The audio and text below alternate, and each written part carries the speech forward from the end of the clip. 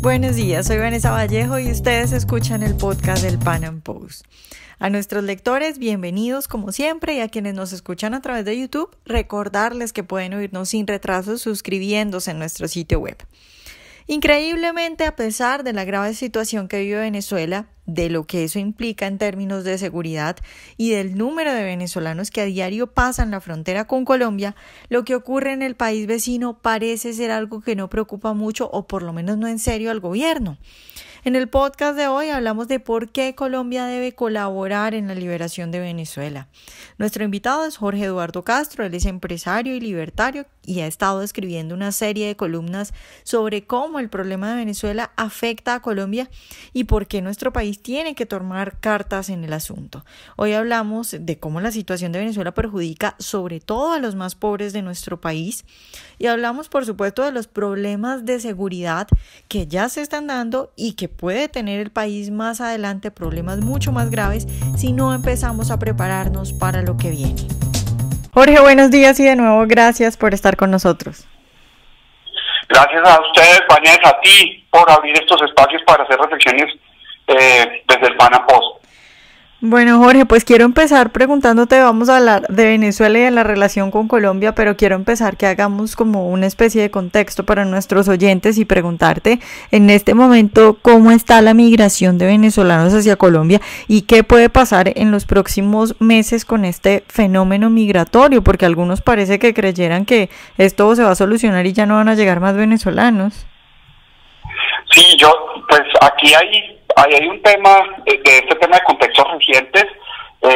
Lo que se viene para Colombia, especialmente para fin de año, es una estampida. O sea, ya no es éxodo, ya no es migración, esto es una estampida humanitaria, lo que va a sufrir Colombia de lo que se viene desde Venezuela. Y Colombia tiene que preparar sus espacios de atención de salud, nutricional, terminales de transporte, pero hoy mismo tiene que empezar a tomar medidas por la estampida que vamos a vivir a fin de año, porque lo que vivimos el año pasado en diciembre es nada en comparación de lo que se viene, con un país que tiene los mínimos de petróleo, de producción de ingresos petroleros, probablemente sin capacidad de exportar a fin de año, es decir, no tiene ingresos petroleros para hacer mínimas importaciones, con una hiperinflación aceleradísima para fin de año. Entonces, lo que es evidente es que la magnitud del problema que se viene ya no es propio llamarlo migración. Desafortunadamente esto va a ser eso, una estampida.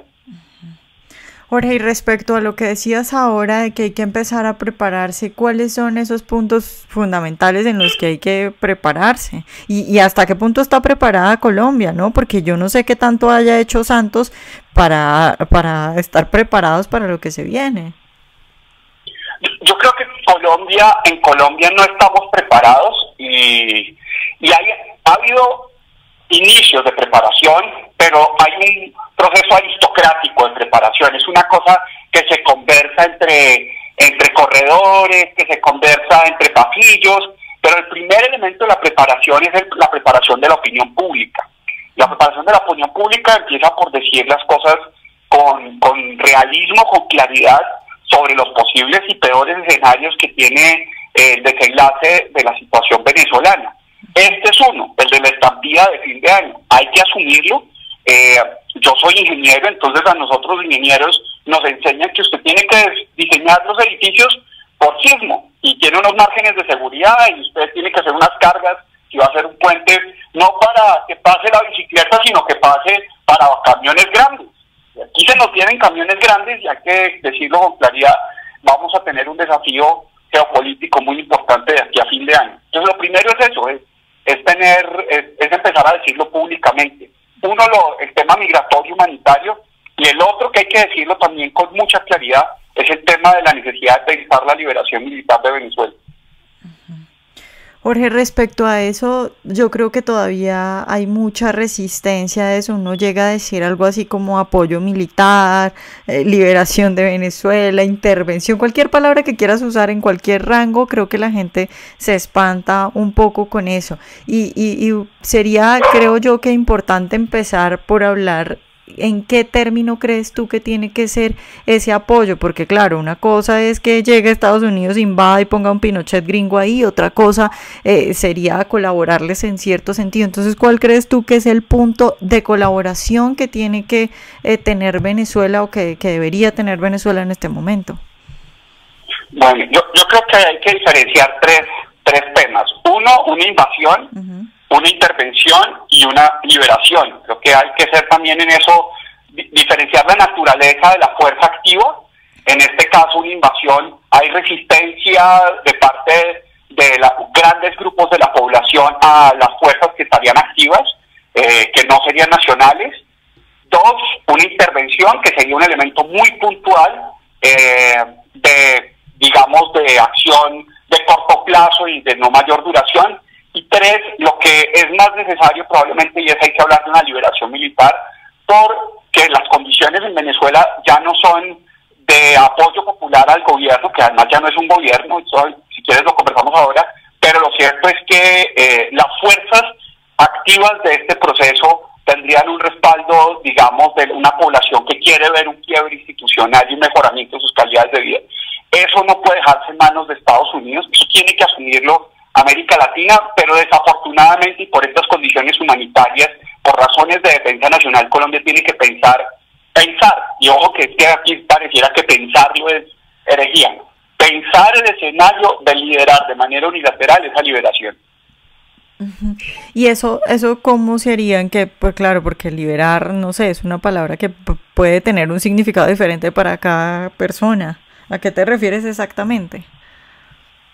No, la liberación, bueno, primero, digamos, hagamos una claridad. Cuando uno habla de liberación, como en Colombia, uno tiene un grupo que es claramente rechazado por aquel que va a ser liberado, digamos, que tiene una situación de tiranía, o en Colombia las situaciones de secuestro, que es lo más parecido a lo que existe en Venezuela, es un secuestro de Venezuela, porque los venezolanos no tienen ni la capacidad de resistencia física, psicológica, para reaccionar contra sus captores, y ya de hecho no son reconocidos internacionalmente como un gobierno legítimo. Colombia está escalando cada vez más en esa tensión, y el caso más grave va a ser cuando inicie el proceso y muy probablemente la orden y la condena de Nicolás Maduro en la Corte Penal Internacional.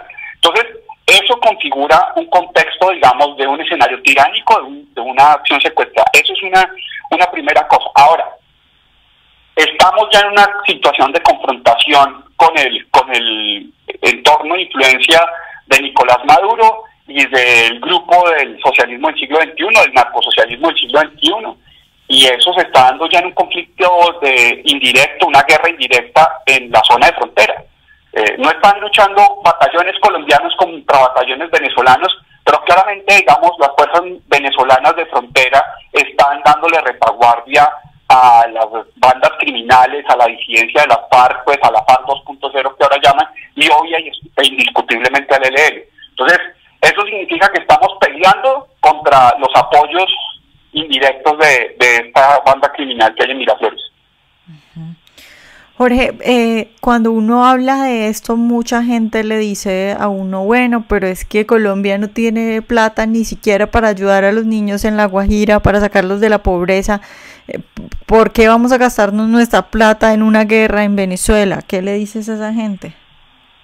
Bueno, lo que hay que también, otra de las grandes claridades, aparte de la falta de legitimidad del gobierno de Maduro, su relación con los grupos de delincuencia global y terrorismo que hay desde Venezuela, es que para los más pobres de Colombia, a medida que se intensifica la crisis en Venezuela, ellos son los que más van a padecer del problema. Son los más pobres de Colombia, los que van a tener que ver desviados sus recursos, independiente si nos gusta o no el estado de bienestar colombiano, desviados sus recursos para la atención de esta crisis humanitaria. Entonces, todo lo contrario, si queremos más facilidades para apoyar, incluso en términos especialistas, los temas de alimentación, nutrición en las regiones más pobres de Colombia, o queremos que el capital de los empresarios pueda fluir más fácilmente a aquellos lugares donde los mercados laborales son incipientes y necesitan ser desarrollados. Todo eso es más fácil sin llevar adicionalmente el lastre del desastre de Venezuela. Luego, para los más pobres de Colombia en este momento no hay una prioridad quizás más importante que liberar militarmente a Venezuela. De hecho, el crecimiento económico que daría un nuevo fortalecimiento y un cambio en la dinámica de Venezuela puede incorporar a muchísimos de los pobres colombianos a unas fuerzas laborales interesantes. Entonces, creo que quizás por los más pobres es que hay que asumir esta tarea. Jorge, tú hablabas ahora que bueno, que no hay un enfrentamiento, digamos, evidente entre las tropas venezolanas y las tropas colombianas. Sin embargo, mencionaste, por ejemplo, el tema de esta gente pobre venezolana que está siendo reclutada por los grupos armados en Colombia y que evidentemente pues eso hace parte de la violencia en Colombia, pero además no recuerdo el nombre de este señor, pero hace poco salió un señor venezolano, salió un audio de este señor hablando de que ellos tenían planes de cómo bombardear Colombia y todo esto, y luego aparece estas semanas el debate sobre el padre Francisco de Rú de la Comisión de la Verdad, pidiendo todos los expedientes de las Fuerzas Armadas colombianas, que si uno se pone a imaginar pueden ir a las FARC y luego pueden ir a Venezuela. ¿Y qué papel puede jugar? La pregunta es ¿qué papel puede jugar las FARC apoyando a Venezuela y apoyando a Maduro? ¿Y a qué nos enfrentamos? Porque es que claro, estamos hablando aquí solamente de la catástrofe humanitaria y de la gente que viene y de los trastornos en la economía, pero en términos de la violencia, de todos estos aspectos que te he dicho, ¿a qué nos estamos enfrentando? Bueno, ya me arranco por el tema último de la seguridad ciudadana y conversamos de los otros tres. El tema de la seguridad ciudadana es también demasiado delicado para Colombia si no aborda el tema militarmente en Venezuela, porque lo que se está volviendo un problema de policía en Colombia es claramente el problema no resuelto de la captura y judicialización de los capos en Miraflores. Y esto tiene que ver con que los colectivos delincuentes que fueron construidos por el aparato chavista obviamente se han quedado sin presa y sin botín en Venezuela y están migrando para Colombia. A las grandes ciudades están llegando y a las ciudades intermedias y municipios alrededor de las grandes ciudades están llegando bandas delincuenciales desde Venezuela a hacer secuestros, a hacer extorsiones, a hacer microtráfico. Entonces, lo que no estamos resolviendo por exceso de hipocresía, confundir diplomacia con hipocresía, lo que no estamos resolviendo por vía militar se nos está volviendo un problema de seguridad ciudadana. Y vuelvo y repito, en los barrios de los más pobres, ¿sí? Porque esta gente no está, los colectivos no se van a ir a los Rosales, no se van a ir al Poblado, esta gente se mete en los barrios periféricos y a través de acciones y incursiones armadas, sin nada que perder, toman control de estos problemas. Entonces, ese es un tema que hay que tener en cuenta. Lo segundo es el tema que tú estás diciendo del reclutamiento en Venezuela de personal venezolano, de niños, de muchachos, de jóvenes venezolanos, para ser carne de cañón con las guerrillas de las FARC y del ELN en la frontera. Especialmente yo diría que el tema del ELN se va a intensificar. El ELN, no olvidemos, es creado principalmente desde Cuba y eso va a tener muchas implicaciones, pero lo han denunciado, Vanessa, el 60% del territorio venezolano tiene presencia del ELN y las FARC 2.0, eso es mucho más grande que el Caguán, y esa retaguardia logística le da una capacidad militar que nos va a llevar mucho tiempo contener de manera de paños tibios en nuestra zona fronteriza. Entonces, ese es un segundo elemento. El tercer elemento, que era lo que tú estabas diciendo de la amenaza de este diputado, de esta pseudoconstituyente que tienen allá en Venezuela, hablando de sus misiles y que llegaba a 200 kilómetros. Mira, Vanessa, una de las expresiones más claras de que aquí hay falta de preparación es justamente la amenaza de este señor.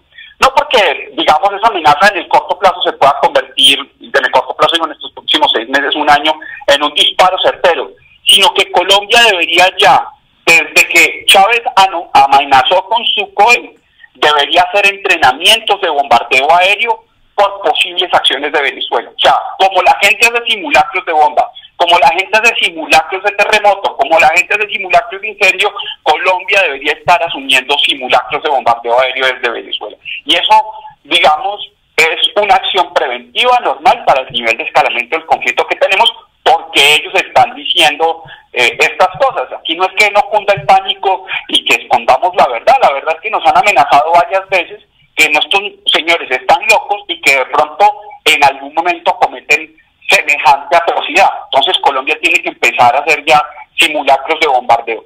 Y por último, lo que tú me dices de este tema de inteligencia militar, yo recuerdo mucho, Vanessa, que una de las razones por las que se dio una gran tensión en la relación Uribe-Chávez, tuvieron tiempos en donde tuvieron de luna de miel y tal, pero hubo un momento de gran tensión, fue cuando Chávez llamó directamente al general Jorge Enrique Mora y le hizo algunas preguntas para el tema del intercambio humanitario en ese momento de los secuestrados. Y esas preguntas llevaron a cortar las relaciones, porque sí están interesados en los temas de inteligencia,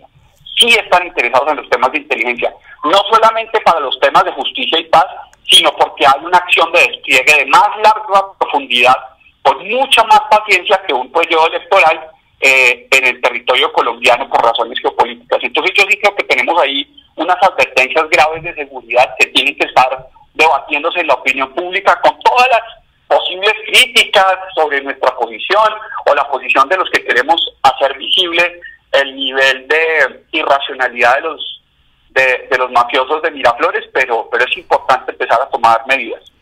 Bueno, Jorge, pues muchas gracias por estar hoy con nosotros. No, Vanessa, a ti por invitarme y por permitir compartir estas ideas. Ojalá hayan disfrutado nuestra entrevista de hoy. Recuerden seguirnos en nuestro canal de YouTube y en nuestras redes sociales y nos vemos en un próximo Panam Podcast.